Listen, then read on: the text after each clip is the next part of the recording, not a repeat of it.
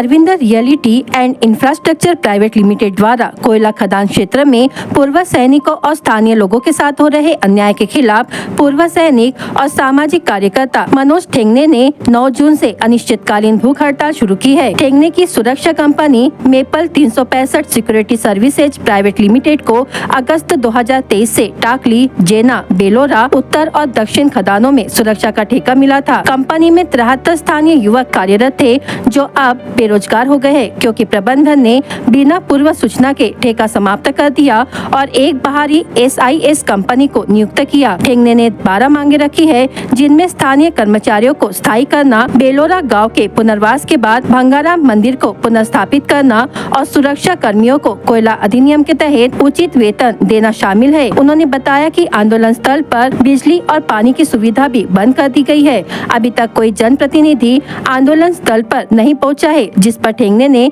नाराजगी जताई। आंदोलन में कई सामाजिक कार्यकर्ता उनका साथ दे रहे हैं। कंपनी अधिकारी लक्ष्मणन राव से संपर्क का प्रयास किया गया, लेकिन कोई प्रतिक्रिया नहीं मिली। इसके लिए मैंने किसी ऐसे बड़े अधिकारी से बात नहीं की, लेकिन ये कंपनी की दादागिरी हो गई है, जिसके जैसे मैं यहाँ पर 9 जून को जैसे मैंने आंदोलन शुरू किया है तो कंपनी ने मेरे को यहाँ पर पेंडल लगाने से भी मना किया था। हाँ। लेकिन जब मैंने कंपनी को बोला कि तो हम मुझे लिखित में बताइए कि यहाँ पर पेंडल नहीं लगाना है, तब वो जाके उन्होंने फिर हम लिखित में नहीं दे सकते। तो मैंने बोला तुम लिखित में नहीं दे सकते तो फिर मैं भी यहाँ पर पेंडल लगाऊंगा। ऐसे करके पेंडल लगाया, लेकिन पेंडल लगाने के बाद उन्होंने लाइट नहीं दी है।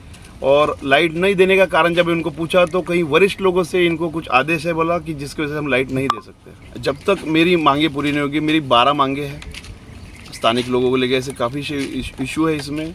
और इसमें पूर्णतः ये कंपनी अरबिंदो कंपनी की दादागिरी यहाँ पर चल रही है। इनका पहले से मोटो था कि स्थानिक लोगों को यहाँ से निकालना है। तो जब तक मेरी 12 मांगे पूरी होगी नहीं, चाहे मेरी यहाँ पर जान भी चली गई, मैं ये आंदोलन छोड़ूंगा नहीं। अभी जैसे आजकल चल रहा है कि सैनिकों को 15 अगस्त, 26 जनवरी, अभी हाल फिलहाल में जैसे ऑपरेशन सिंदूर हुआ था, उसके गौरव में जैसे तिरंगा रैली निकाली गई थी।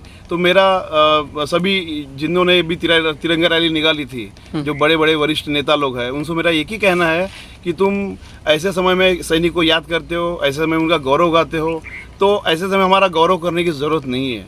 आज एक सैनिक पे ऐसी नौबत आई है जिसके पास स्थानिक जो गार्ड्स हैं उनको निकाला जा रहा है। एक सैनिक का यहाँ पर काम चलते हुए, अच्छे से काम चलते हुए उसको निकाला जा रहा है। तो ऐसे समय में आपने साथ मिलना चाहिए और ऐसे समय में सैनिक का साथ देना चाहिए।